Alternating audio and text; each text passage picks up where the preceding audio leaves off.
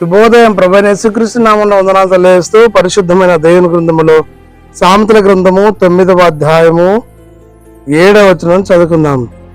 అపాసకులు బుద్ధి చెప్పువాడు తనకే నింద తెచ్చుకును, భక్తులను గదించువానికి అవమానమే కలుగును. ప్రార్థన చేసుకుందాం. పరిశుద్ధులా ప్రేమ గల తండ్రి, వందనాలు స్తోత్రాలు చెల్లిస్తూ వాక్యం దానిస్తున్న మీ సన్నిధి మాతో ఉంచి నడిపించి దీవించమని యేసుక్రీస్తు పేరట ప్రార్థించి అడిగి వేడుకొంచున్నాం తండ్రి. ఆమేన్. దేవుడైనటువంటి యెహోవా అపాసకులను గద్దించేటటువంటి దేవుడై ఉన్నాడు. మొదటి కీర్తన తెలియజేసినట్లుగా దేవుని వాక్యాన్ని దివారాత్రం ధ్యానించేవారు ధన్యులు.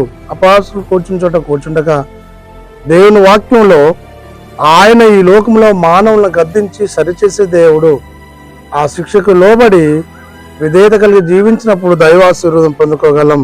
కాబట్టి దైవ గద్దింపు మానవుణ్ణి క్రమశిక్షణగా నడిపించి దైవ దీవెన పొందుకున్నట్లు చేస్తా ఉంది. నీవు నేను కూడా క్రైస్తవ విశ్వాసగా సహోదరునిగా దేవుని నమ్మి విశ్వాసంలో ముందుకు సాగుతూ ప్రభు యొక్క శిక్షలో ఎదుగుతూ దైవాశ్రయం పొందుకొని లోకంలో సాగినట్లు పరిశుద్ధాత్మ త్రియేక దేవుడు మనందరికీ తోడయండి నడిపించి దీవించిన గాక.